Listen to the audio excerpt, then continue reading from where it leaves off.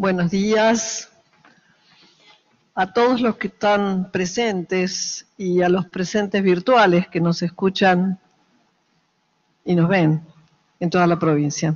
Así que muy contentos en nombre del jurado por haber culminado esta primera parte del concurso, que es este trayecto de acompañamiento a la escritura que nos hemos propuesto. La verdad que estamos contentos de haber cumplido, muy contentos de haber cumplido los plazos. Es por eso que hoy se nos ocurrió cerrar este espacio con algo que hemos titulado conversatorio. Pensando en que la conversación sería, me parece, un dispositivo institucional muy interesante. Es una práctica. Recuerden ustedes que Graciela Frigerio nos había dicho, conversar, no es charlotear, decía ella, no es lo mismo, ¿no?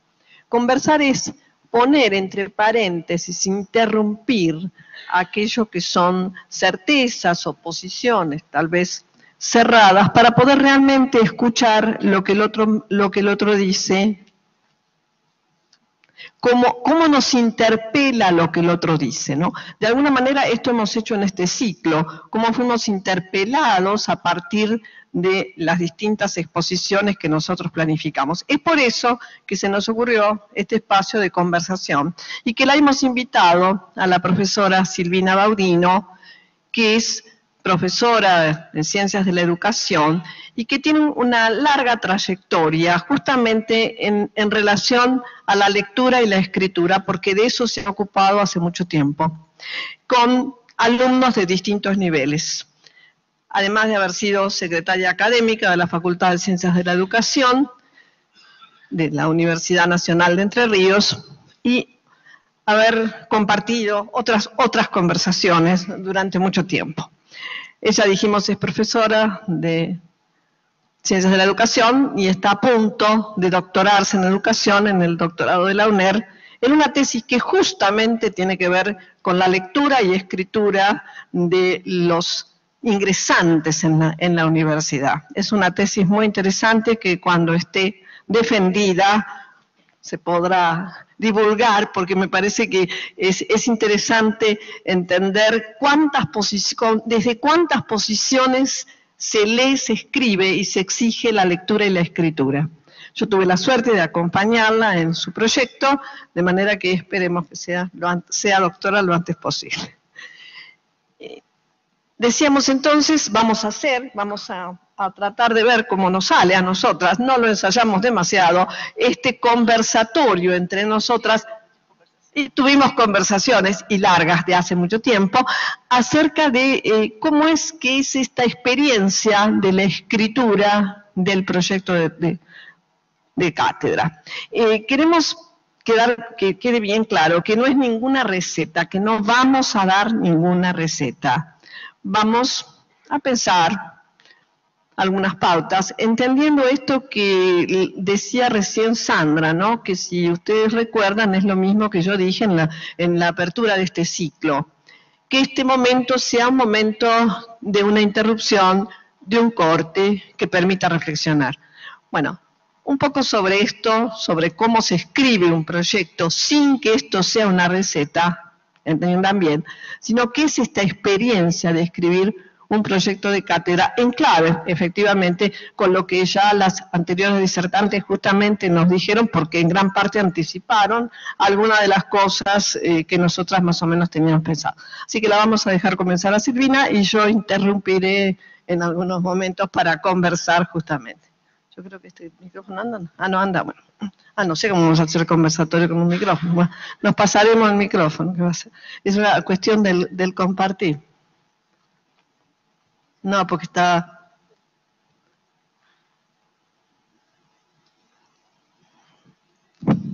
Hola. Perfecto. Perdón. Bueno, gracias, Silvina.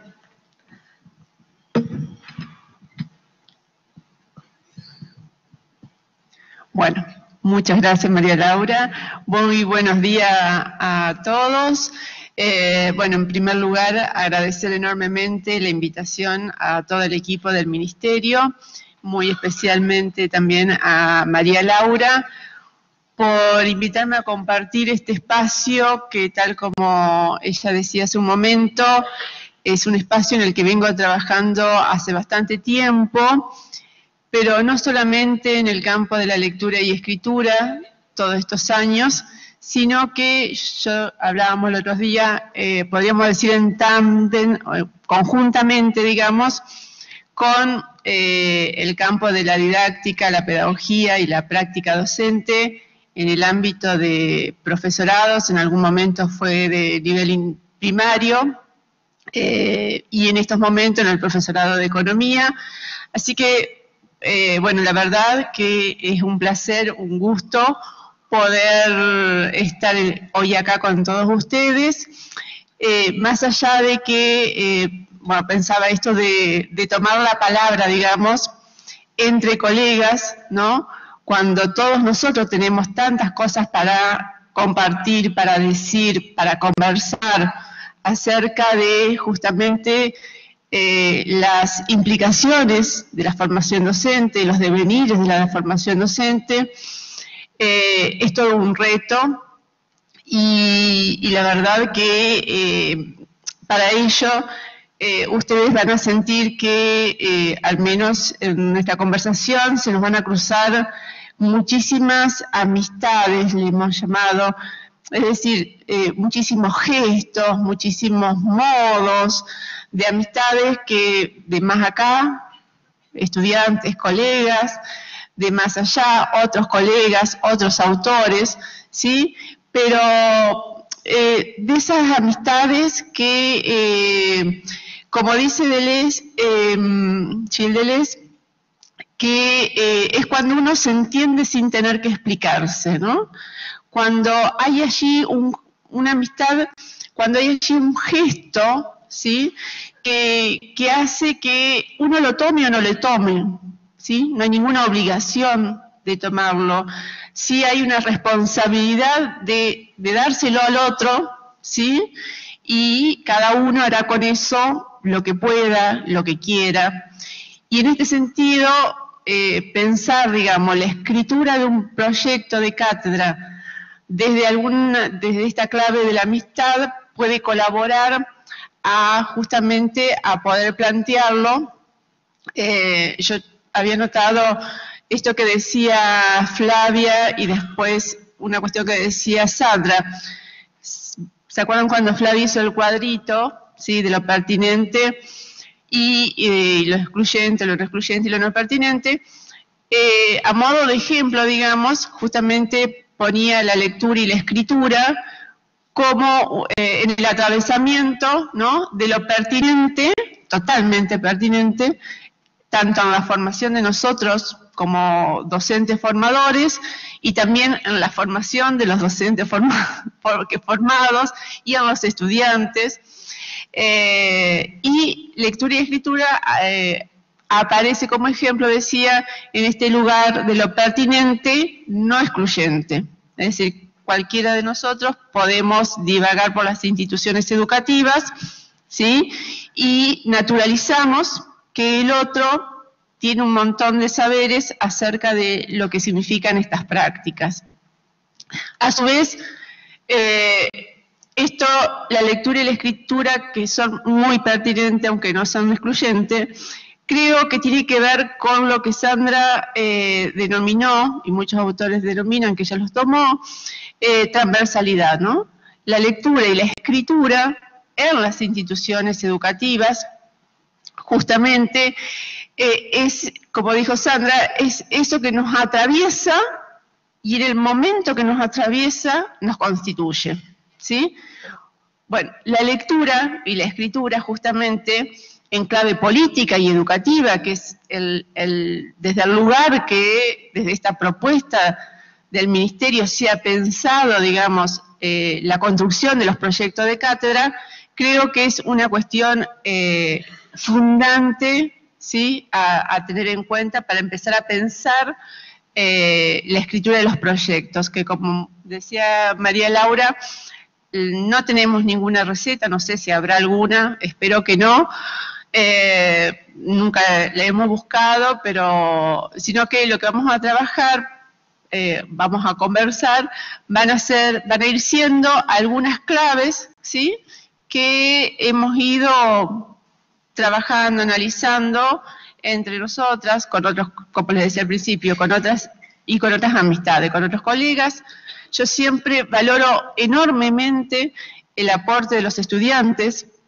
Digo siempre que sin los estudiantes, muchas de las inquietudes que uno plantea después en otros espacios o en escritos, etcétera, etcétera, no serían posibles. Son justamente los estudiantes los que impulsan y potencian, ¿sí?, las prácticas de pensamiento, las prácticas de lectura y escritura. Entonces, en este sentido, quería como empezar con un par de preguntas que se me ocurrían cuando recibí la invitación. ¿Cómo posibilitaron los estudiantes una mirada sobre el presente como campo de posibilidades y no de determinismo? ¿Cómo ir abriendo trayectos durante la formación que potencien perspectivas pedagógicamente problematizadoras y socialmente comprometidas con un presente posible? ¿Cómo ir aportando en la construcción de los modos de pensamiento y acción que la potenciarían? ¿Desde qué lugar convocar a los estudiantes a trabajar desde estos entendimientos cuando son recurrentes los discursos de concepciones solidificadas sobre la imposibilidad de las enseñanzas y los aprendizajes, sobre el interés de los adolescentes y adultos, sobre la crisis del sistema educativo? Entonces, en este sentido, ¿cómo reinventar subjetiva e institucionalmente modos, ¿sí?, de potenciar otras maneras de relación con el saber, otras maneras de poder pensar la formación docente? En ese sentido pensábamos que en todo proyecto de cátedra no se puede sostener, hacer un proyecto de cátedra sin que se piense también en un proyecto de investigación. Pero no se asusten, no estamos hablando de los proyectos de investigación formales de las universidades o del CONICET o de algún otro organismo por el estilo, sino estamos pensando la investigación como esto que hacemos cotidianamente, justamente un poco pensando la investigación como ese aprendizaje que hacen los niños pequeños que empiezan a investigar el mundo. Para investir el mundo hay que investigarlo.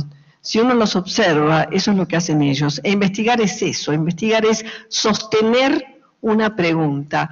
Pero sostener la pregunta no implica que voy a buscar las respuestas. Algunas respuestas puede ser que consiga, perfecto, es posible. Pero no es la obtención de respuestas lo que tiene que sostener el interrogante. Sostener el interrogante es sostenerlo y provocar en los otros el interrogante. A ver, ¿por qué estoy enseñando esto? Siempre lo enseñé así, está bien, pero dijimos es un momento de interrupción. Lo dije al comienzo, lo reiteró hace un ratito Sandra. Si es interrupción tengo que volverme a preguntar, volverme a repreguntar y sostener esas preguntas. En general, este llamado sistema educativo, tal como hoy lo pensábamos, tiene mucho más que ver con las respuestas que con las preguntas. Pero hoy, también lo dijimos al comienzo de este proceso, estamos en un mundo indudablemente en donde hay incertidumbres, donde el futuro no va a ser igual al pasado. Por lo tanto, es absolutamente necesario que nos interroguemos. E interrogar es lo que abre el lugar para pensar, ¿no? Podemos decir, bueno, interrogación tiene que ver en este caso con el pensamiento. No enseño, dice Deleuze, justamente, no enseño solamente lo que sé.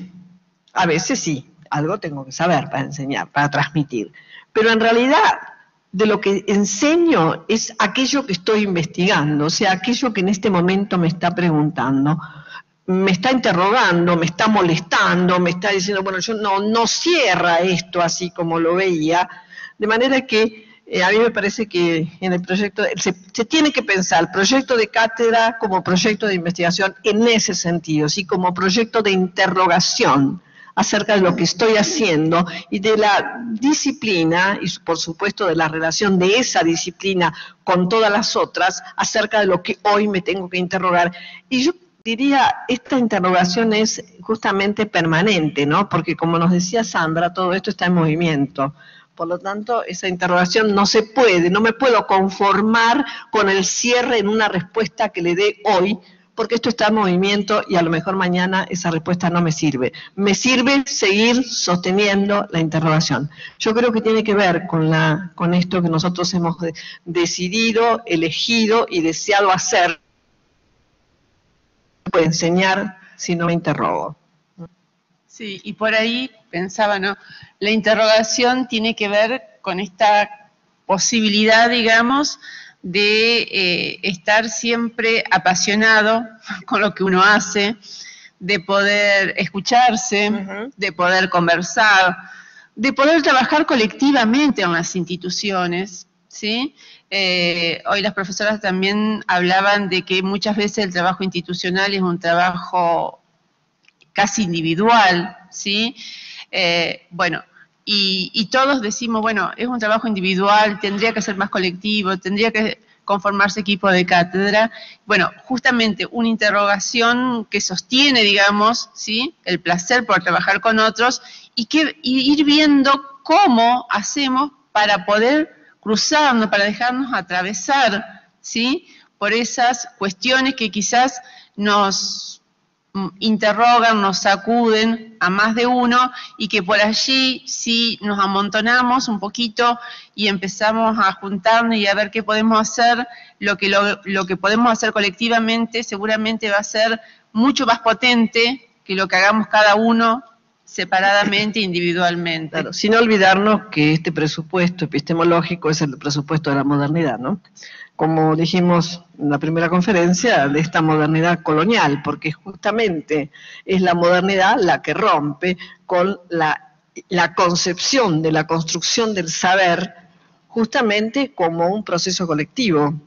Evidentemente, después de 500 años de modernidad, a nosotros nos han convencido que es un proceso individual, pero no lo es. Porque aunque estemos solos, vamos a tener que estar solos, escribiendo ese proyecto, no estamos solos. Está toda una historia, toda la institución, todas las relaciones, todas las amistades, todos los autores, están detrás de esto. Están con nosotros, no estamos solos, estamos con todo eso. Entonces, me parece que es también un momento para pensar, bueno, ¿cuándo surge esta idea de que el conocimiento se produce solo individualmente? Y bueno, las instituciones educativas obviamente siguen ese modelo y esto no lo podemos, a ver, me dicen, sí, pero yo no puedo cambiar esto, es cierto, pero lo que puedo hacer es cambiar la mirada, como muy bien decía Sandra. Si ya lo miro desde otra perspectiva y puedo hacer la génesis de esta supuesta individualidad absoluta de la producción del saber, bueno, ya estoy en otra posición. Ya buscaré a otros para conversar acerca de lo que sabemos y de lo que no sabemos, de lo que nos interrogamos y de aquello que buscamos o encontramos algunas respuestas. Sí, de aquellas cuestiones que nos inquietan y pensaba en esto que nos inquieta, digamos, cuando empezamos a pensar con María Laura el conversatorio de hoy, decíamos, bueno, los proyectos de cátedra en clave política y en clave educativa, ¿sí? Tal como lo ha planteado el Ministerio, y a su vez en clave política y educativa como práctica de escritura, ¿sí? Porque por ahí, bueno, en esto del trabajo individualizado, digamos, ¿sí?, tampoco tenemos, entre comillas, dobles, triples, 10 juntas, tenemos tiempo de leer y escribir, ¿sí?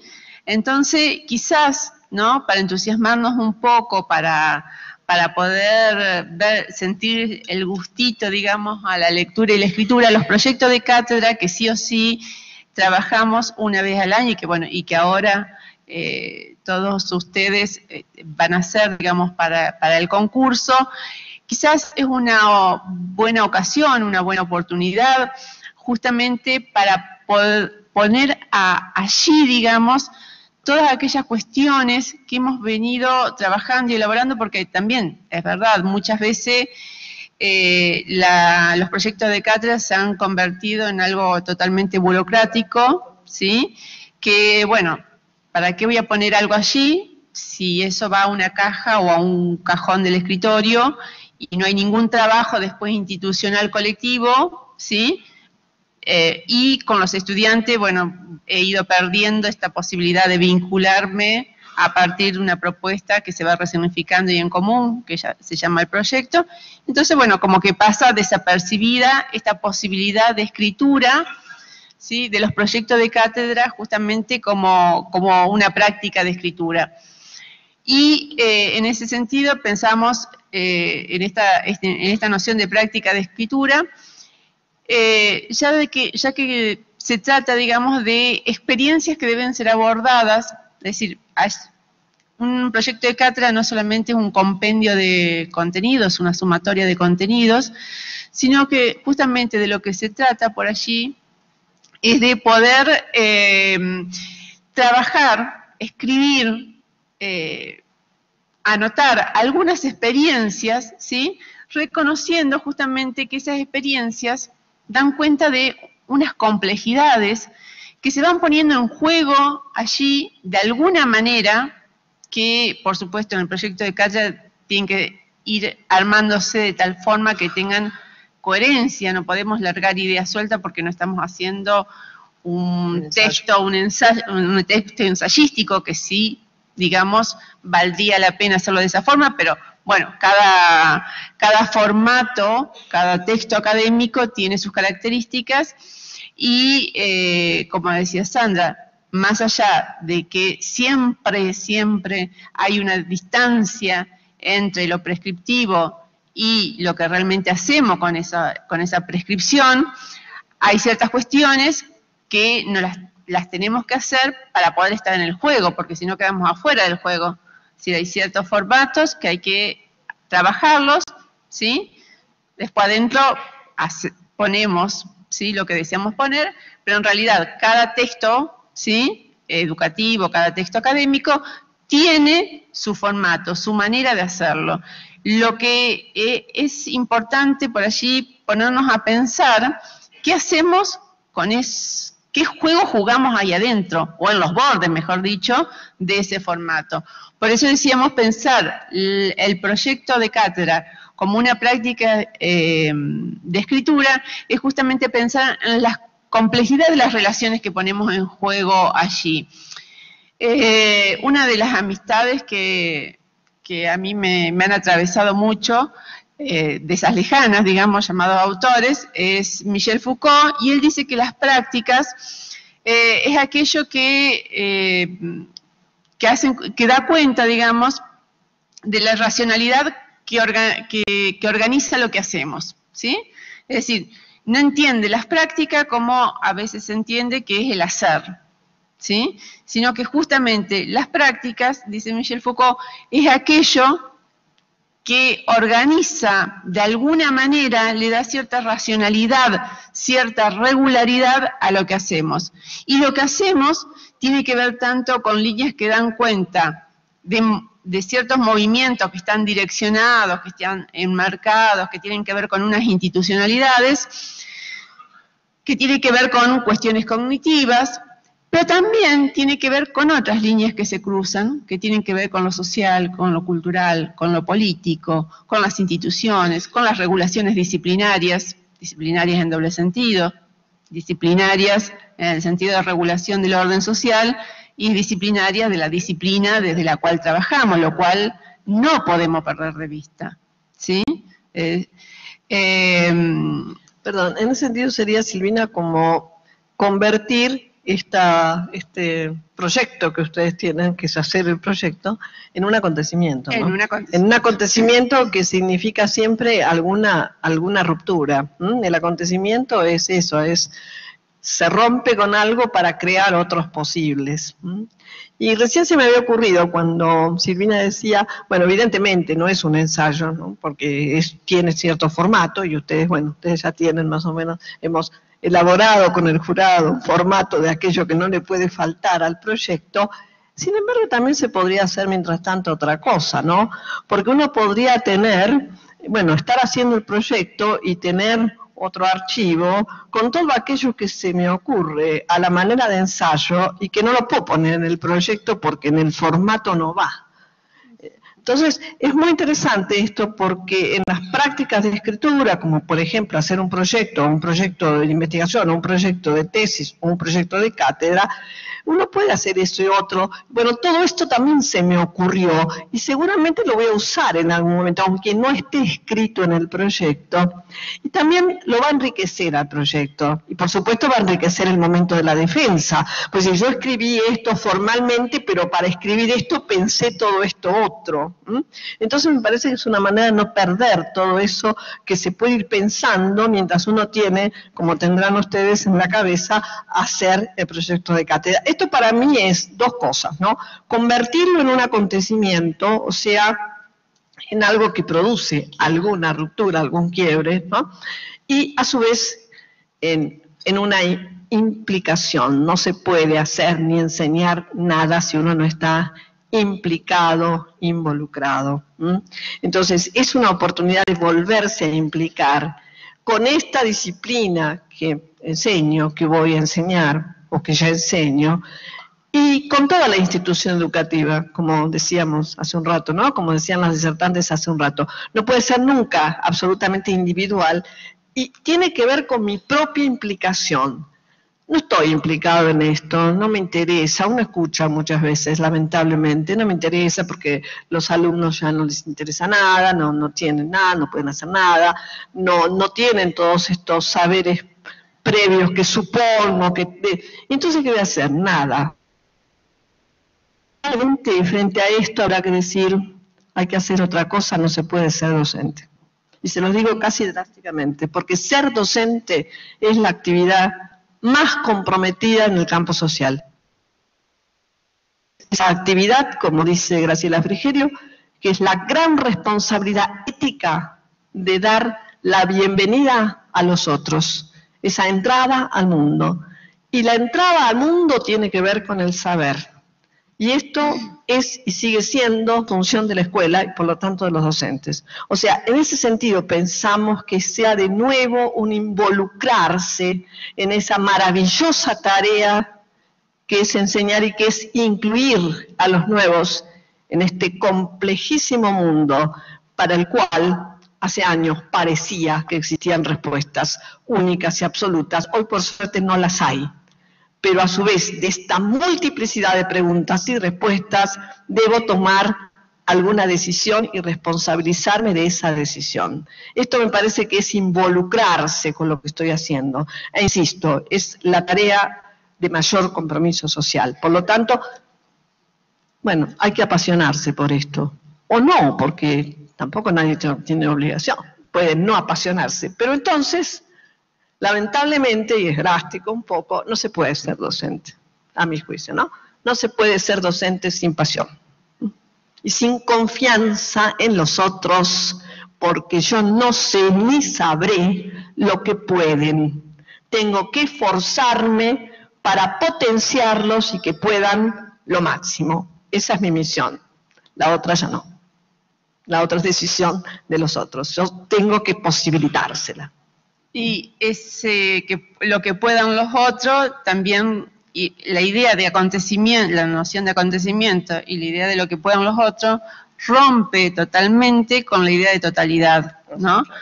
Porque, a ver, es decir, muchas veces como que también nos sobrepasamos, como que queremos dar todo, es decir, a todos nos pasa, cuando preparaba esto durante esta semana, quería poner 200.000 libros acá, 200.000 experiencias, porque las quería compartir, porque les quería contar, porque esto, porque lo otro.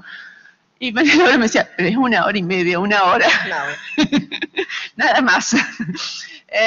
Y así me pasa con todas las clases, es decir, como que uno prepara un montón de cosas, porque la idea de totalidad nos ha atravesado de tal manera, nos ha constituido de tal manera, que esto de poder pensar, digamos, un proyecto de cátedra desde el habilitar determinados espacios-tiempos para trabajar determinadas claves que potencien lo que alguien puede, que potencie lo que el otro puede, ¿sí? Hasta ahí llega nuestra posibilidad de dar la bienvenida a los nuevos, como dice Graciela Frigerio, ¿no?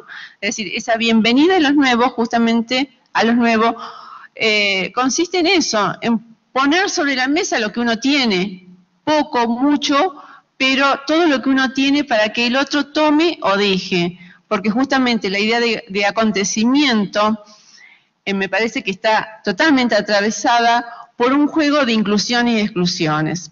Esto es, cuando se produce un acontecimiento, cuando se produce una rajadura, un quiebre, hay cuestiones que quedaron adentro y muchísimas que quedaron afuera, ¿sí? Y eso hasta nos duele. Pero es lo que posibilita que haya otros acontecimientos. Exactamente. Si no, si hubiese esos totalidad restos, no habría acontecimientos. Son esos restos que van potenciando desde las fronteras, ¿no? Es decir, que se juntan allí, como que hay un campo de energía donde todo el tiempo hay una lucha de fuerza con cosas que están adentro, ¿sí? Y cosas que están afuera, que en realidad no están ni adentro ni afuera, sino que, como diría Deleuze, es un pliegue, ¿sí? Que va mostrando distintas facetas en distintos momentos epocales. La otra vez escuchaba algunas conferencias que habían tenido con diferentes disertantes y quería traer dos hipótesis que vos planteabas, María Laura, en noviembre creo que fue, acá en este mismo espacio, ¿no? Por un lado decías que una hipótesis que el conocimiento siempre es, hablando de esto del acontecimiento, ¿no? Que el conocimiento siempre es en situación, por tanto es epocal y supone un territorio.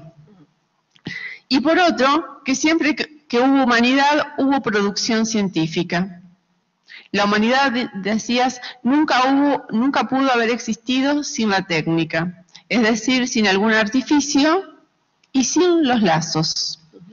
Y son esos lazos lo que nos posibilita la vida. Entonces, justamente pensaba, ¿no? Poder trabajar, abordar los proyectos de cátedra como práctica de escritura a partir de esos lazos con nosotros, lazos con uno mismo, lazos con el mundo, es justamente una clave ético-política, una clave ética y política, que creo que es indispensable que esté presente, digamos, al momento de empezar a garabatear eso que pronto se convertirá en el proyecto de cátedra, ¿sí?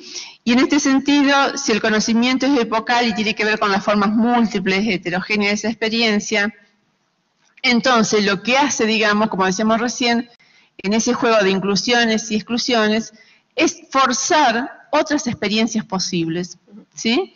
Que no están diagramadas en el proyecto, que no están explicitadas. Hay algunas que sí, pero como decía Sandra, tampoco van a ser idénticas como las pensamos, ¿sí? Pero hay algunas que ni siquiera las pudimos pensar, ¿sí?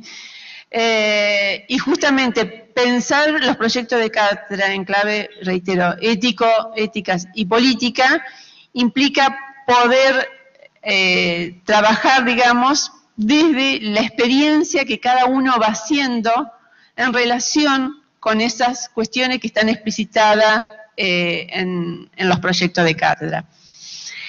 En clave política, los proyectos de cátedra potencian condiciones para el desenvolvimiento de algunas movilidades específicas, como decíamos, y algunas otras múltiples, vinculaciones múltiples. En clave educativa, la escritura de un proyecto tiene la fuerza de producir un movimiento en relación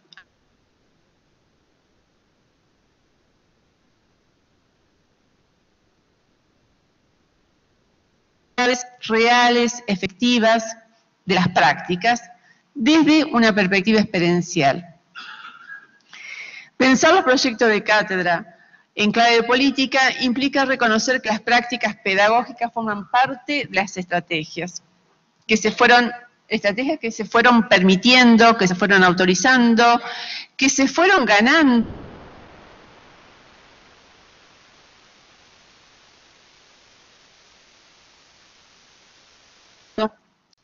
contra cara, la inhabilitación es una de las transversalidades que atraviesan y han atravesado el sistema educativo, ¿no? Y nos han hecho bastante daño.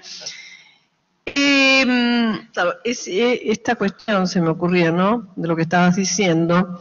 A ver, si pensar un proyecto tiene que ver siempre con una experiencia, también tenemos que tener claro que esta epistemología moderno-colonial dejó de lado absolutamente la experiencia, ¿no? Porque la experiencia la colocó en un plano inferior al plano de la razón. La experiencia siempre va a tener que ver con la sensibilidad. La experiencia va a tener siempre que ver con los cuerpos. Aunque nos vean virtualmente y no estén los cuerpos están. Materiales están, ¿no es cierto? Están. Estos contactos existen. Y eso es el plano que la epistemología moderno-colonial dejó de lado. Dejó de lado la experiencia porque deja de lado la sensibilidad.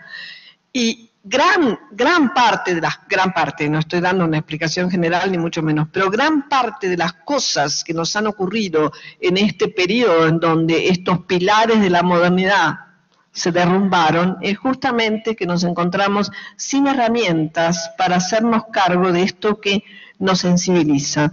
A mí me parece que no puede haber. Ahora, es difícil una cosa. Yo me planteé mientras pensaba esto, ¿y cómo lo escribo esto? Y no sé cómo lo escribo. No sé, no hay una manera de escribir en el proyecto, pero hay alguna manera de que esto se trasluzca, digamos, de que involucrarme significa eso. Significa que tengo así como yo me sensibilizo leyendo a algunos autores y escuchando algunas disertaciones y conversando, como decía Silvina, con otros. Bueno, esto es lo que tengo que provocar, porque cuando yo hablaba en esa conferencia de una epistemología del encantamiento, que esto parece que por los ecos que tuvo gustó bastante, encantar tiene que ver con eso, con volver a sensibilizar y no separar estos planos. Está bien, es un razonamiento matemático, pero a mí, ¿cómo me afecta ese razonamiento matemático? Y eso no forma parte de la razón matemática, forma parte de otro plano que probablemente no le vamos a poner nombre. Pero bueno, me sensibilizo con eso, me pongo muy contenta si lo resuelvo, es decir, me afecta y afecta a los otros. Bueno, lo mismo sería pensar en términos evaluativos, ¿no? ¿Cómo afecto a los otros con esta evaluación que propongo, por ejemplo, ¿no? Que dimensiones que están muchas veces ausentes justamente por haber separado este plano supuestamente cognitivo de un plano sensible. Por eso hablar de prácticas. Por eso la práctica tiene que ver con eso, la práctica tiene que ver con que están los cuerpos presentes y por lo tanto cómo vibran esos cuerpos en esas prácticas. Y la práctica educativa es la práctica que tiene justamente a su cargo, es responsable de que esto ocurra. Y me parece que gran parte de esto que tanto se habla, ¿no? Del fracaso y todo esto, tiene que ver con que repensemos esto. Si no nos involucramos y si no podemos permitir que los otros se involucren, y evidentemente en toda acción humana va a haber fracaso, porque la acción humana tiene que ver con esto, involucrarse.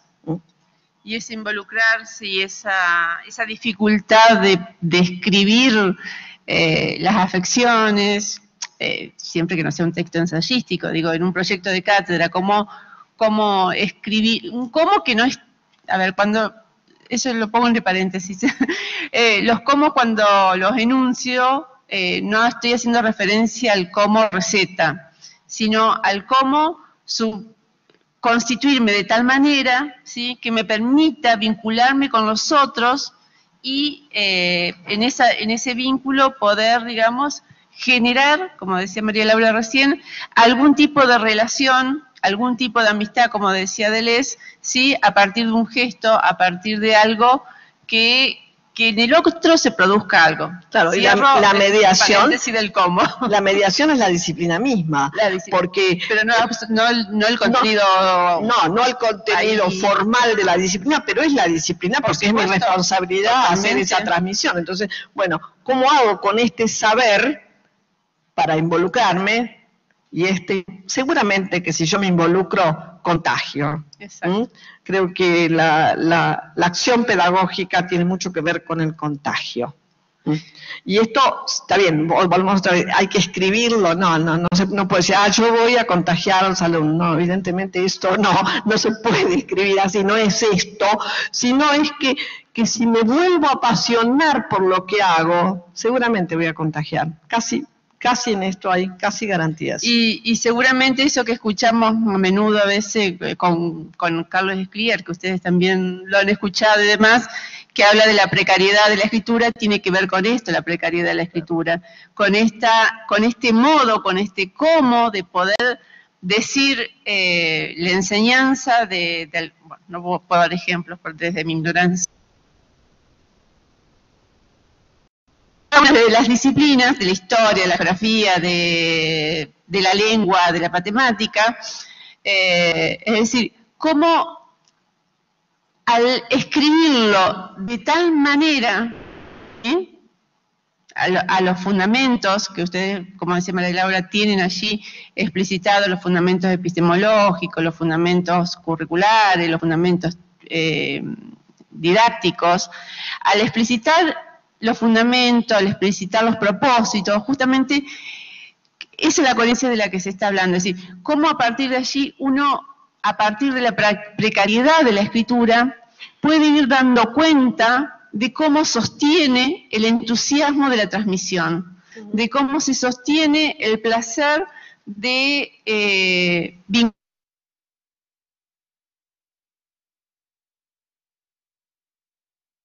tengo que trabajar.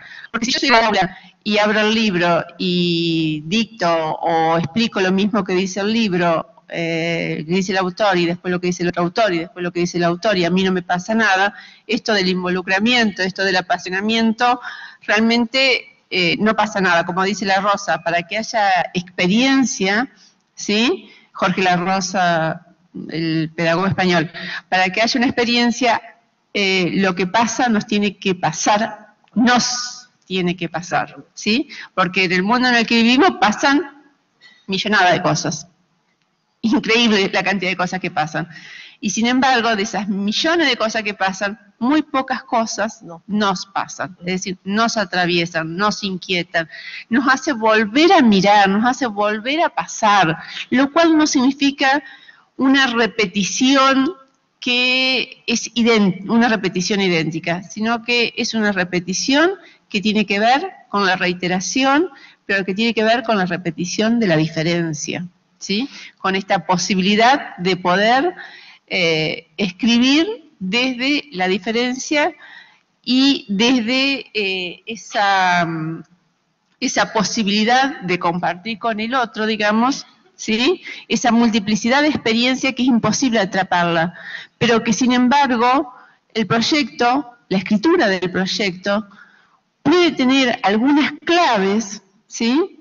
Que den cuenta que, no sé si ninguna, pero intentaríamos que ninguna experiencia quede afuera, o que la mayoría de las experiencias puedan quedar adentro, ¿sí? Y es una cuestión para repensar también lo que hablaba hoy Flavia, justamente de la permanencia, ¿no?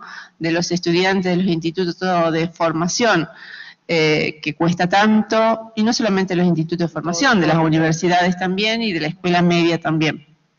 Es decir, ¿qué otras cosas? Porque, a ver, es como que hemos agotado un montón de cuestiones que se vienen repitiendo idénticamente hace muchos años, poniéndole algunos parchecitos más lindos, de mejores colores, con mejores nombres. Pero entonces, pensar desde la repetición como diferencia podría ayudarnos a plantear en cada proyecto de cátedra esta posibilidad de ver cómo conectamos, ¿sí?, lo que tenemos que enseñar de matemática, de física, de geografía, de historia, de lengua, de filosofía, de pedagogía, de didáctica, de práctica docente, ¿sí?, con los diversos modos posibles de subjetivación, ¿sí? Sí. No, está bien, pero lo que a mí me lleva a esto también es que no, en la escritura del proyecto cátedra, no puede estar ausente la pregunta por el modo de transmisión. Y esto a mí me parece interesante porque el modo de transmisión tiene que ser como un espacio de reflexión. Y en general el modo de transmisión ha quedado limitado a la idea de que es solo la didáctica, como si la didáctica fuera exclusivamente una cuestión de formalidad, ¿no? La didáctica puede caer en eso si yo para cada pregunta sobre esto que se llama didáctica, no la transformo en una pregunta justamente por la transmisión, ¿no? Y toda transmisión, lo que fuere, está atravesada por una posición epistemológica, política, por una posición ética, porque si yo hago una transmisión pensando, ¿para qué lo voy a hacer si total no entienden nada? Evidentemente, en esa transmisión voy a provocar que no entiendan nada, ¿no? Una cosa muy distinta será, bueno, no van a entender todos igual, justamente porque ahí está la diferencia, sino que nos vamos a enriquecer en esa diferencia, en esa posibilidad de que yo transmita lo máximo que pueda, no la totalidad porque es imposible, pero lo máximo que pueda en cada momento, que implica, insisto, una posición epistemológica y también una postura en relación con la producción de los saberes. Como decíamos desde el comienzo de este ciclo, una política del saber. La modernidad estableció una política del saber, que es esta idea de que el saber se produce individualmente. Ahora nos forzamos para decir que esto sea colectivo. Evidentemente nos cuesta mucho, justamente porque estamos subjetivados en esta idea de que la producción del conocimiento y del saber, después vamos a volver a recordar estas diferencias, es individual. Y esto ha sido una falacia del periodo moderno colonial, y que bueno, que lo tenemos que replantear y rever. Insisto mucho en esto, la producción de saber siempre es colectiva, aunque a veces, claro, aparecen ciertos autores que parece que son geniales con lo que dijeron, pero como dice mismo Foucault, lo pudieron decir porque esto se dice, o sea, porque hay enunciados epocales que me permiten decir ciertas cosas y no otras. Entonces, me parece que no hay posibilidad de producción del saber si uno no se involucra, no hay posibilidad de pensar el saber por fuera de una época, como vimos hace un rato, no hay posibilidad de pensar el saber por fuera de relaciones de poder. Y esto tiene que estar presente, porque si lo ignoro, estoy justamente colocada, digamos, en una especie de situación ideal, en una situación que no existe nunca. Todo espacio está atravesado por relaciones de poder, aún los espacios domésticos. No hay nada que escape a la relación de poder porque está dentro de los dispositivos mediante los cuales nosotros habitamos el mundo. De manera que no hay posibilidad de pensar una relación del saber, una relación entre el saber y cómo en determinado momento se dan las relaciones de poder. Ojo, no estamos hablando de un poder en el sentido del poder jerárquico ni político, sino de las relaciones de fuerza, dice Foucault, ¿no? Estamos siempre involucrados en relaciones de fuerza. Esto es lo que también tenemos que tener claro, nosotros forma parte de cómo nos involucramos. Y evidentemente, ¿no? Estas relaciones de fuerza, lo que hay que hacer, algunas, cuando estas son negativas, transformarlas en otras relaciones de fuerza que potencien. No, justamente. Otras relaciones de fuerza, porque exactamente. Relaciones de fuerza siempre hay. Pero algunas relaciones de fuerza me pueden colocar en potentizar y otra forma de establecer estas relaciones me potencia. Por eso es relaciones de fuerza y una estructura, o sea, por eso entender el poder desde relaciones de fuerza y una estructura jerárquica implica plantear justamente la idea del movimiento continuo de esas relaciones de fuerza, que hace también a poder pensar modos de subjetivación. Reiteramos esta posibilidad de hablar de modos de subjetivación y no de sujeto, es decir, de un sujeto único, sino de los millones de formas posibles en que cada uno de nosotros y cada uno de los estudiantes que llegan cada año y cada uno de los estudiantes que permanecen en la institución y cada uno de los estudiantes que se gradúan, ¿sí? Y cada uno de nosotros a lo largo de la historia del dictado de la materia, a lo largo de la historia de la institución y a lo largo de la historia de cada uno, esas relaciones son totalmente móviles, ¿sí? Son relaciones de fuerza que nos van constituyendo como tales y son móviles. Y justamente lo que decía Laura recién, María Laura, lo de la transmisión, sí, justamente la transmisión atraviesa transversalmente esas relaciones de poder, ¿sí? Es decir, es la transmisión en las instituciones educativas lo que funda, ¿sí?, esas vinculaciones reitero esto, las vinculaciones con los otros, con uno mismo y con el mundo, ¿sí? Y transmitir no es transferir, ¿sí? No es traspasar linealmente, como decíamos hace un rato, un texto, un conocimiento, lee esto, hace aquello otro, ¿sí? No es entregar un paquete, decir, bueno, toma, acá está el paquetito de la materia, bueno, vamos a explicarlo, ¿sí? Entonces, bueno, como hablaba hoy, ay, no me acuerdo si Flavio Sandra de la explicación, pareciera que hay alguien, como dice Rancière, tomándolo a Jacotot, hay alguien que tiene toda la sabiduría y el poder de explicar a quien no sabe nada, y gracias a ese salvador, explicador, el adolescente, joven, adulto que está aprendiendo va a poder salvarse y llegar a ser docente, ¿sí? Y se juegan unas relaciones de fuerza muy fuertes, y en realidad, lo que yo siempre le digo a los estudiantes, en realidad lo que terminamos transmitiendo por allí es esa relación de poder, esas relaciones de fuerza, ese modo de vincularme con los otros, más que los contenidos en sí mismos. Porque los contenidos los buscamos del libro, hoy los buscamos de internet, es decir, los contenidos están allí, hay que repensarlo, hay que volver a pasar, hay que retomarlo, hay que investigar a partir de investigar en el sentido de interrogarlos, pero, a ver, mucho de lo que nos queda, ¿sí?, de quienes han sido nuestros docentes, de quienes han sido nuestros colegas, de quienes son nuestros colegas, de nuestros estudiantes, ¿sí?, de los autores que leemos, son los gestos, son esas transmisiones que realizamos que se dan ahí en el medio, ¿sí?, que no son ni el contenido totalmente, ni lo que le digo que, bueno, estaría bueno hacer esto en lugar de aquello otro, ¿sí?, sino que es justamente el modo de relación por allí, lo que se transmite y lo que a cada uno de nosotros, a todos nosotros, nos constituye. Gabriela Dicker, en un libro que escribió con Graciela Frigerio, dice: lo propio de la transmisión es que ofrece a la vez una herencia y una habilitación para transformarla, para resignificarla. Y toma Hassun de un libro que se llama Los contrabandistas de la memoria, y dice: para introducir las variaciones que permitan reconocer en lo que se ha recibido como herencia no un depósito sagrado o inalienable, sino una melodía que le es propia. Una belleza. Sí.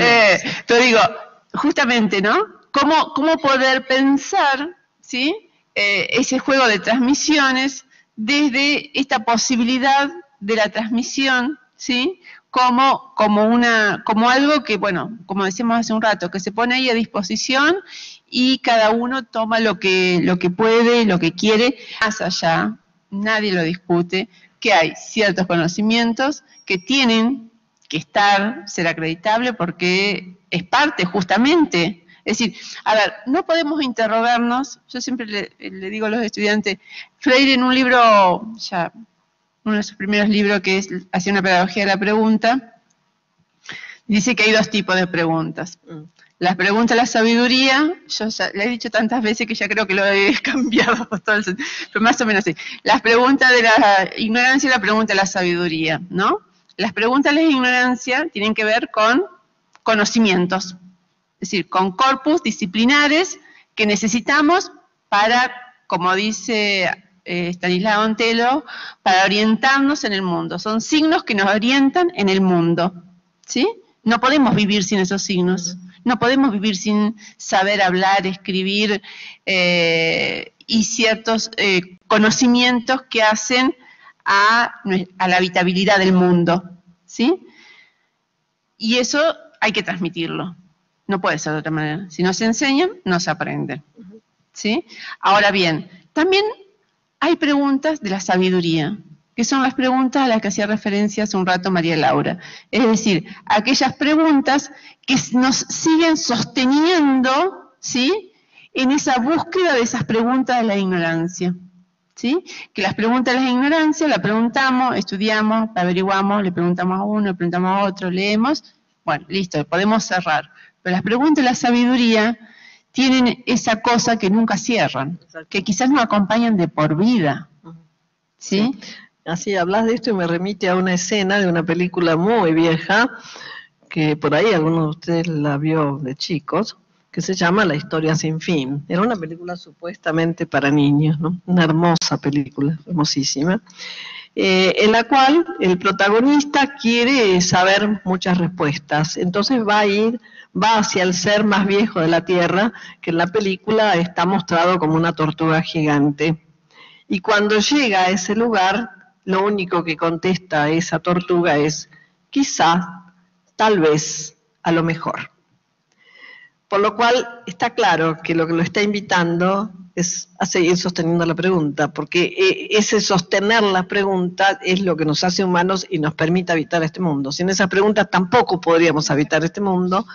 Esas preguntas que compartimos con otros, esas respuestas provisorias, sin creer o sin suponer que son respuestas dogmáticas definitivas, ¿no? Eso me parece también tiene que ver con la transmisión, ¿no? Por otro lado, también atendiendo a la singularidad, ¿no? Si pensamos en términos de proceso de subjetivación, son absolutamente singulares. Hoy, cuando justamente Flavia hablaba de las discontinuidades entre los distintos niveles, yo pensaba justamente eso, bueno, pero cada momento de ese nivel distinto al que el chico accede en ese supuesto sistema lineal de la educación, es un momento de proceso de subjetivo diferente.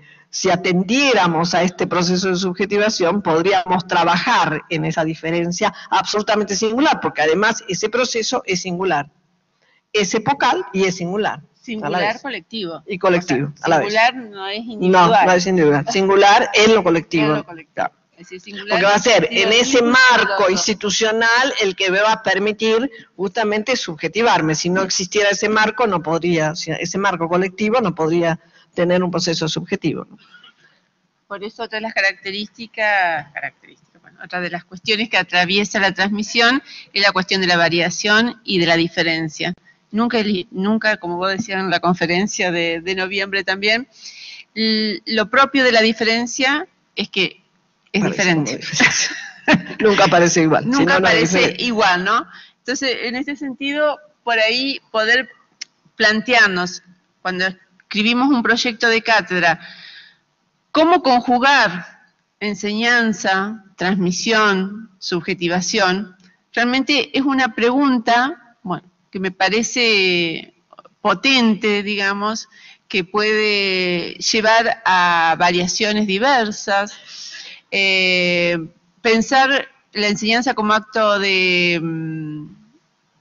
es decir, yo decía, por ahí poder sostenernos sobre este interrogante, ¿sí? Cómo conjugar enseñanza, transmisión y subjetividad, puede ser un modo para nombrar, ¿sí? Para enunciar, para visibilizar algunas posibles diferencias, que ya van a ser otras, pero digo, en esto de cómo escribir el proyecto en clave educativa y política, cómo hacer para que ese proyecto no sea algo que quede ahí tirado, sino que ese proyecto sea el de Silvina, el de María Laura, el de Jorgelina, el de Gustavo, es decir, que sea el de alguien que lo hizo, que lo pensó, que lo sintió, ¿sí? Que ahí esté justamente la singularidad, la singularidad y el colectivo, porque no es lo mismo hacer ese proyecto de cátedra para un instituto de Santa Fe, ¿sí?, del centro de Santa Fe, que de un pueblo de Paraná, de un pueblo de Entre Ríos. Es decir, cada una de las instituciones a su vez se juega de alguna manera en un colectivo que también es siempre diferente cada vez y que tiene que ver con ese hiato, con ese intersticio, con esa distancia, con esa opacidad, ¿sí?, de la que nos hablaba hoy Sandra en relación a lo que está prescripto y a lo que efectivamente sucede y a los efectos de lo que efectivamente sucede, ¿sí? Es decir, tenemos como varios niveles ahí para poder pensar esto de la diferencia. Y también pensar hoy diferentes dispositivos, ¿no? Hoy tenemos la posibilidad de pensar en dispositivos heterogéneos, justamente en la heterogeneidad de los lenguajes. Hace años, digamos, la transmisión se hacía de una sola manera, que era, bueno, a través de los textos y a través de lo que estamos haciendo ahora, a través de la palabra, ¿no? Hoy no, hoy los dispositivos son múltiples. Y lo interesante es poder introducir, digamos, estos dispositivos como regímenes de signos diferentes y tal vez intraducibles entre sí. Entonces no se trata de poner una poesía, una película, una serie, un comentario, un texto para ejemplificar lo que estoy diciendo, sino que en realidad es para ampliar el horizonte, para ver otras perspectivas, para ver que esto que estamos trabajando de un texto se puede decir de otra manera y que por ahí en una película, justamente como el régimen de signos es otro, porque son las imágenes las que hablan, se puede decir de otra manera. Imagínense que hoy es absolutamente necesario pensar en la heterogeneidad y la multiplicidad de dispositivos, porque estos alumnos para los cuales estos, a su vez, estudiantes se están preparando, van a vivir en este mundo heterogéneo, que no sabemos cómo es, ¿no? No sabemos cómo es, cómo va a ser este mundo dentro de 50, de 30 años. En realidad, no se supo nunca. Esto creo que tendría que tener claro, ¿no? Acá en esto contesto una pregunta que hicieron, me hace muy interesante. Nunca se supo, pero sí estaba la ilusión de que el tiempo futuro iba a repetir el pasado. Hoy esta ilusión desapareció. Por lo tanto, no sabemos para qué mundo estamos preparando, por lo cual hay que darle todas las herramientas posibles para la heterogeneidad y para el juego de la heterogeneidad y la diferencia. Que me parece que en estos habría que decir, bueno, ¿hay garantía en esto? No, nunca, no las hay ni las habrá, pero por lo menos preparar para un mundo absolutamente heterogéneo, un mundo que por un lado se amplía y por otro lado se cierra, ¿no? Este doble juego muy complejo del mundo contemporáneo y seguramente tendremos que preparar a los estudiantes, futuros docentes de esos niños para un mundo que muchos de nosotros ya no vamos a estar y que va a ser muy extraño, ¿no? Como fue siempre. Porque imagínense, para los que entramos en la escuela en la década del 40 y tenían pensado que íbamos a hacer de tal y tal y tal manera, se rompió todo eso que se pensó en la década del 40 o en la década del 50, no existe más. O sea, nos educaron para eso, pero algunos tuvimos la posibilidad de romper justamente con esto, ¿no? Entonces, la presencia, pero hoy esta heterogeneidad es inmanente y presente. Por lo tanto, nos exige una posición frente a eso, ¿no? Y frente a eso, es decir, veíamos justamente en esta heterogeneidad y multiplicidad, por ahí a la hora de sentarme a escribir un proyecto de cátedra, en general, digamos, cuando hacemos referencia a esos posicionamientos que hablábamos hoy, posicionamientos epistemológicos y la selección de contenido y su organización y su distribución y etcétera, secuenciación, etcétera, etcétera, pensamos siempre en qué teorías, ¿no? Y por ahí yo queríamos compartir con ustedes una noción que no implica dejar atrás o dejar afuera, excluir a las teorías, pero implica poder pensar la construcción del proyecto de cátedra desde este juego de inclusiones y exclusiones, entendido a partir del proyecto de cátedra como práctica de escritura. Y es la noción de archivo, que otra vez lo invitamos a Michel Foucault, y él dice, el archivo hace surgir una multiplicidad de enunciados como otros tantos acontecimientos regulares, como otras tantas cosas ofrecidas al tratamiento manipulación. No tiene el peso de la tradición ni constituye la biblioteca sin tiempo de lugar de todas las bibliotecas.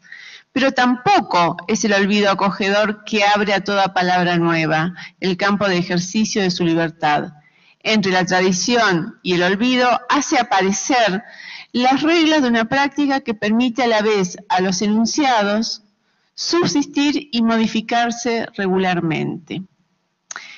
A ver, decimos archivos y notarías, que, digamos, solamente para poner el acento, ¿sí?, no solo en los saberes disciplinares, ¿sí?, sino también en todas las otras cuestiones regulativas, materiales, simbólicas, culturales, históricas, que hacen a que determinados contenidos disciplinares se entiendan, se comprendan, el otro pueda tener herramientas para nadar un poquito adentro de ese contenido, ¿no? Es decir, para poder surfear, diría Nachmanovich, entre medio de esos contenidos.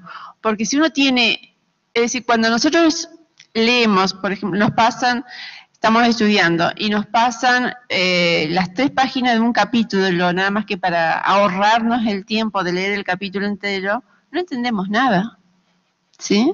Es decir, ¿de dónde viene? ¿De qué trata? ¿Por qué esto? La única posibilidad que nos queda allí es repetir idénticamente lo que esas 3 páginas dicen, porque no tenemos de dónde agarrarnos, no tenemos soporte, no tenemos ningún tipo de modos de institucionalización de eso que se está diciendo en esas 3 páginas.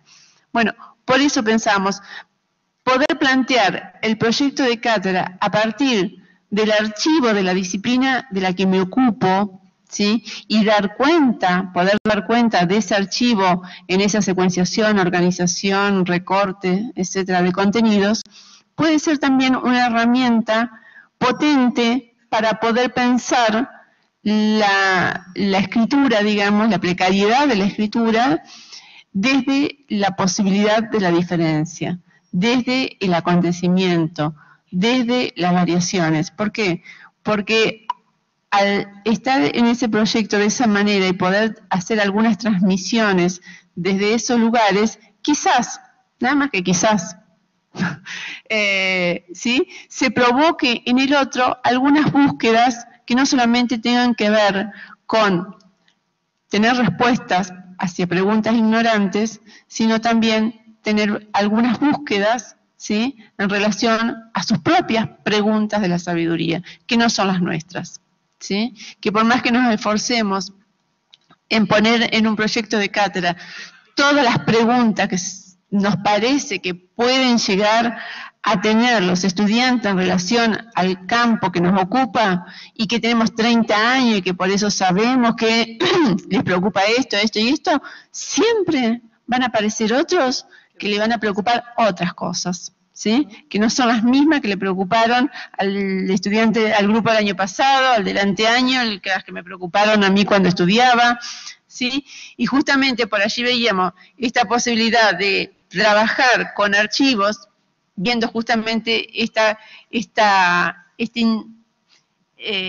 mezcla, este entrencado, digamos, estas relaciones entre los contenidos ahí, que están ahí, que tenemos que trabajarlo, que son necesarios para vivir, como decíamos recién, pero que esos contenidos han respondido en algún momento y siguen respondiendo hoy a algunas preguntas, ¿sí? Están respondiendo a algunas regulaciones, están respondiendo a algunas institucionalidades, como decía Sandra hoy, están respondiendo a alguna cuestión de época, que no es nuestra época, pero que tiene algunas claves para entender algunas cuestiones de nuestra época. Y de eso se trata por ahí, el pensar, digamos, a partir de la idea de archivo, cuando empezamos, bueno, tenemos esto y esto, para empezar a escribir el proyecto, ¿sí? En lugar de esta teoría. ¿Qué hago? ¿Esta teoría o esta teoría o esta? ¿Y por qué no el I? ¿Sí? Hoy Sandra retomaba el I como una cuestión de separación desde algunos autores y desde el discurso que venía enhebrando. Nosotros, siempre cuando hablamos de I, lo tomamos de Gilles Deleuze y al contrario, el I es para decir también. Para no decir ¿sí? O. Claro, no es esto o aquello, sino esto y aquello. ¿Sí? Entonces, pero bueno, el archivo permite justamente, perdón. No, Claudio, todo no puede ir. O sea que siempre hay un discernir ahí, un elucidar, ¿no? un proceso de elucidación, como diría Castoriadis, acerca de por qué elijo esto y por qué elijo esto otro. Bueno, como ustedes verán, no sé si este conversatorio les servirá para hacer proyectos, realmente, porque no hay receta. La idea era poder tomar algunas herramientas, que ustedes tomen algunas claves.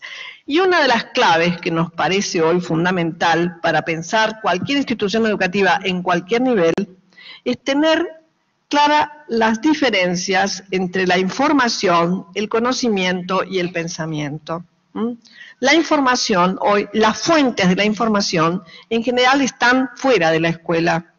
Efectivamente, los alumnos llegan con gran nivel de información, lo cual, como ya lo dijimos, no quiere decir que tengan conocimiento.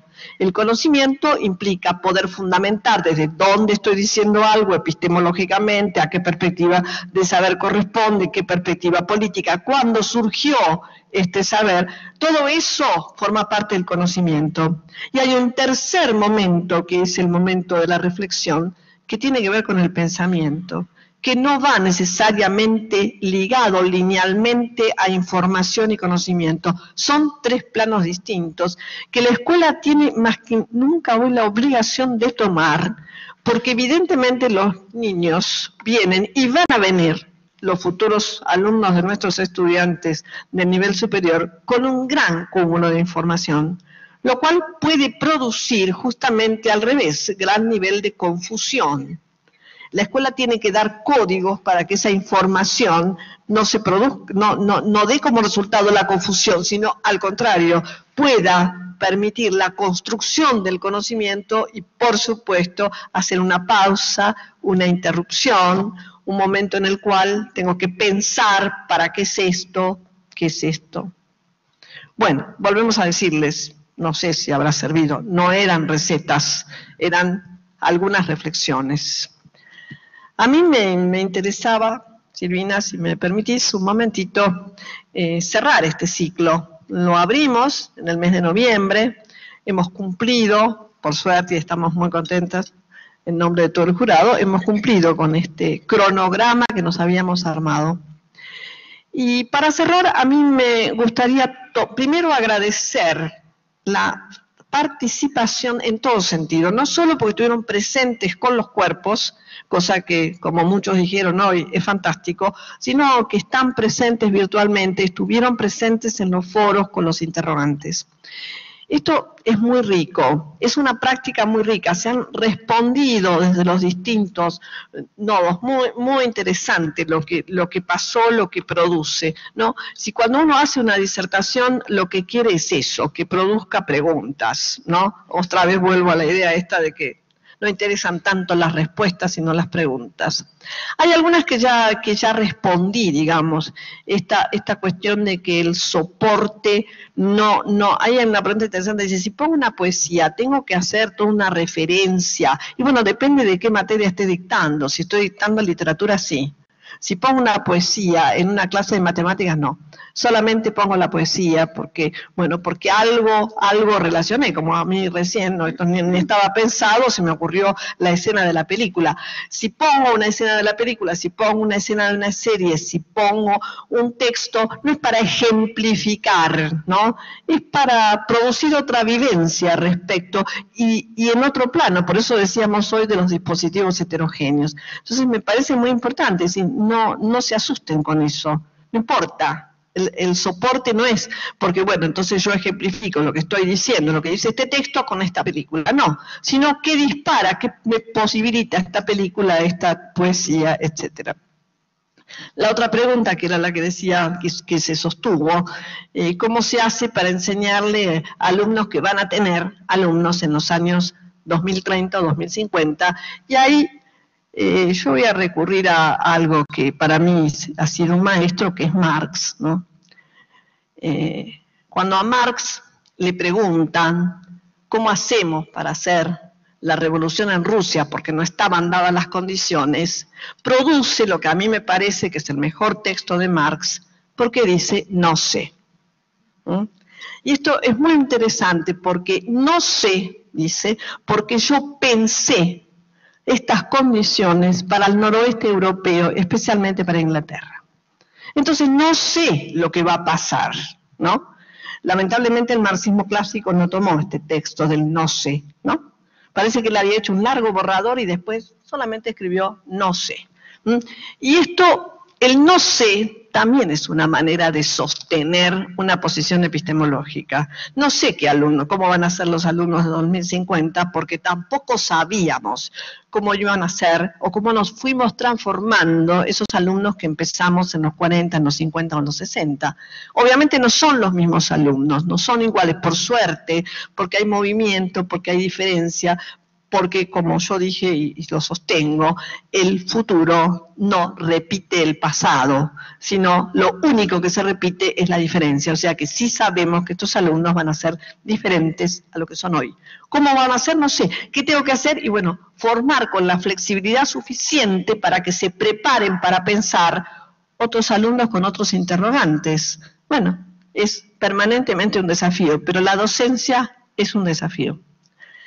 Me interesa señalar una de las personas especialistas en Hobbes que me discutió algunas cosas muy interesantes, para lo cual, como no debe haber muchos especialistas en Hobbes, no la vamos a hacer pública porque nos parece un poco largo. Sí sería interesante invitarla a esta docente a hacer un interesante debate, porque estos autores nos han subjetivado, para seguir con esta idea, ¿no? Nos han subjetivado porque es a partir de algunos de estos autores clásicos que nosotros hemos forjado conceptos que se suponían universales y eternos. Si nosotros pensamos los conceptos como creaciones epocales, como efecto de estas fuerzas de poder, entonces no hay ningún concepto que sea ni universal ni permanente, sino que justamente los conceptos son inventos que necesitamos como herramientas para pensar, porque sin los conceptos no podemos pensar. Pero si nosotros le transmitimos hoy, a un alumno que el concepto que estamos dando es de hoy y para siempre, bueno, es una posición. Si yo le digo, enseño el autor que quiera, le digo, bueno, inventó tales y tales conceptos. ¿Qué quiere decir que inventó? Que produjo un acontecimiento que no estaba en esos conceptos, que hoy nos parece que estuvieron siempre. Creo que esto es muy importante. ¿Sí? Lo que hoy está no estuvo siempre. La humanidad, desde que está en la Tierra, que no se sabe cuántos millones hace, lo que justamente ha hecho es permanentemente, lo que hoy decíamos, movimiento y transformación. Hoy es más visible, tal vez tenemos la suerte, la gran suerte de vivir y de visibilizar algo de ese movimiento. Pero desde un concepto rígido no podemos ver movimiento, ¿no? Esto también es muy importante. Por eso me pareció muy interesante traer esta idea de Sandra, de montaje. En realidad, cuando uno está haciendo una práctica de transmisión, hace montajes. Lo que hicimos acá fue un montaje, bastante espontáneo, porque algunas de las cosas que conversamos antes no aparecieron, y otras aparecieron, ¿no? Porque tiene que ver con esto, porque el montaje es, bueno, a ver, filmamos tales y tales y tales escenas, como lo hacen los cineastas, y después la compongo de tal y tal forma, y si la compongo de manera diferente, hago otra película. Yo creo que esto también es interesante para pensar el proyecto como montaje. Quiere decir, por ahora yo presento este proyecto de esta determinada manera. En las prácticas es muy posible que con esto mismo que pensé pueda hacer otro montaje y sea muy rico esta posibilidad de producir montajes, ¿no? Por eso vuelvo a retomar Nuevamente les agradezco el interés, ¿no? Les agradezco el interés. En realidad nos quedamos todos bastante sorprendidos de cómo se ha sostenido este espacio no obligatorio. Es muy importante, ¿no? Un espacio no obligatorio. A lo mejor también nos enseña algo. Si ponemos tareas no obligatorias, a lo mejor alguna tarea hay que hacer, pero que no sea obligatoria. Se puede hacer esta o esta, bueno, a lo mejor hoy es importante. Esto no obligatorio produjo un efecto de acompañamiento tal vez mayor del esperado. Nos parece una experiencia interesante para retomar, ¿no? En realidad, yo tengo que agradecer todo lo que han dicho en el foro, ¿no? A partir de lo que les permitió pensar, y bueno, justamente es eso. Si hablamos, si algunos hablamos bastante, y a veces hablamos repetidamente, es para que provocar este efecto en el otro, para que piense. No, nunca hay, ¿no? Yo siempre lo dije en toda mi práctica educativa, está bien, hoy nos decía Oscar, los procesos de evaluación, por supuesto es una forma de evaluación, tiene que figurar, tengo que hacer, me la tengo que pensar, pero hay una evaluación que nunca puedo hacer porque no sé qué efectos produce en el otro lo que digo. Lo que digo, lo que pienso, lo que decimos y lo que pensamos.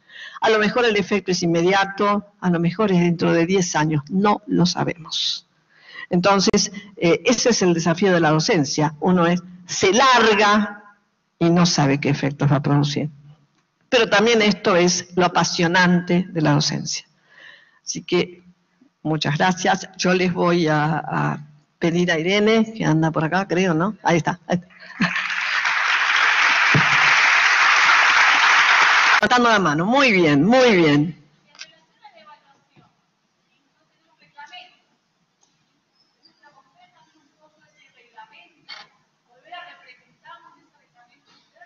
Sí, por supuesto, yo creo que sí. Es decir, lo que no puede aparecer, lo que no puede es no aparecer, ¿no? Como tienen ustedes las pautas para realizar el proyecto, la evaluación. Ahora, se puede pensar aspectos creativos de la evaluación.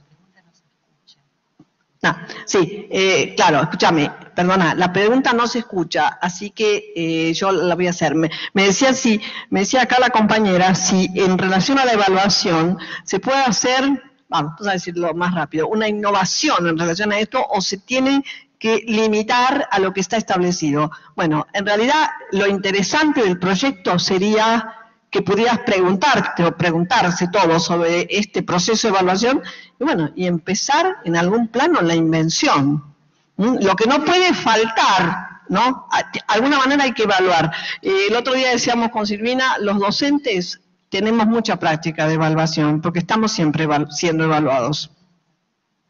Desde que comenzamos la acción docente nos evalúan. No formalmente, pero así es. Si me permitís, puedo agregar algo. Sí, esto no significa que si nosotros tenemos un formato curricular determinado y ese formato curricular establece que la forma de evaluación es a través de la promoción directa, nosotros no podemos romper eso.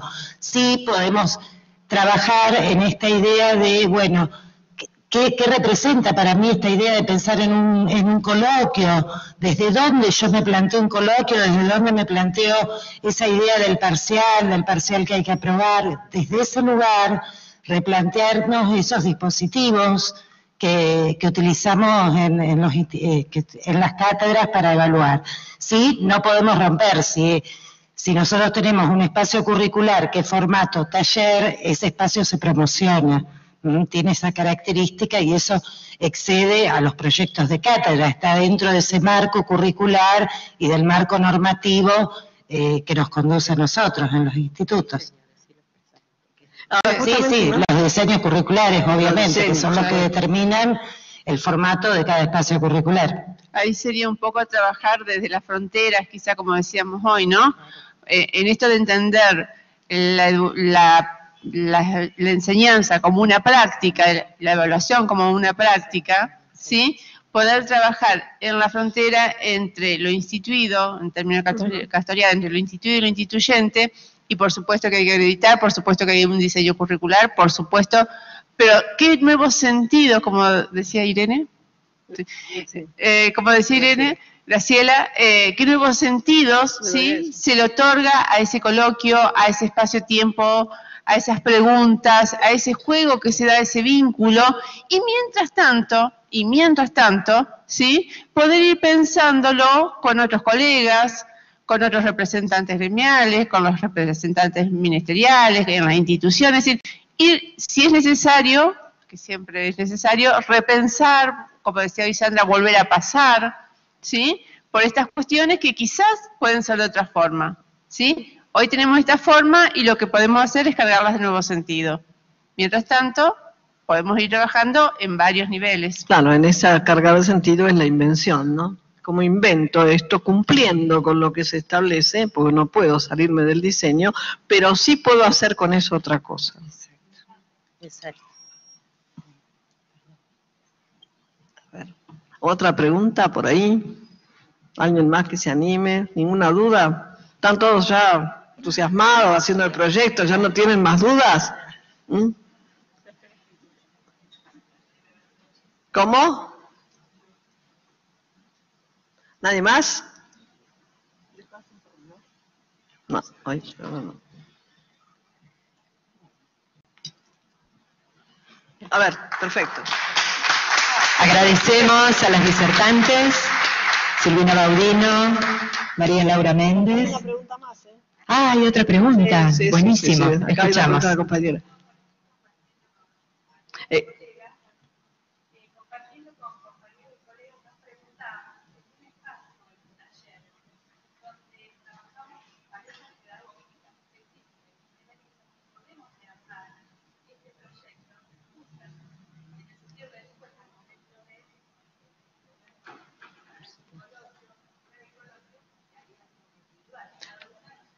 Bueno, eso ya lo habíamos trabajado en el jurado. Se plantea como la pregunta. La pregunta es, quienes trabajan, quienes tienen como espacio curricular los talleres, en donde está compartido dos aspectos de ese taller, con dos docentes, como a la manera, digamos, de pareja pedagógica, en realidad lo que nosotros habíamos quedado, creo que bastante claro, es tienen que hacer, el proyecto es individual, lo cual no, que la presentación del proyecto es individual. Por supuesto que si el espacio es colectivo, esto de alguna manera también tiene que estar reflejado en los proyectos.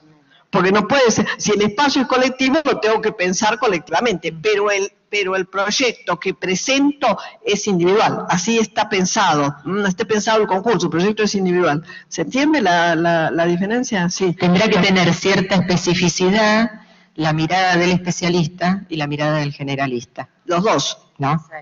Claro. Los dos. Claro. Los dos. Y que esto aparezca, digamos, en el proyecto, en ambos, pero siendo dos proyectos, ¿sí? Y en la defensa también, esto se va a enriquecer, digamos, en la instancia oral, donde se va a poder explicitar siempre, la instancia oral es lo que permite decir más que lo que está escrito, ¿no?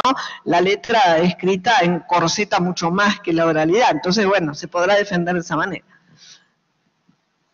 ¿Alguna otra duda? Sí.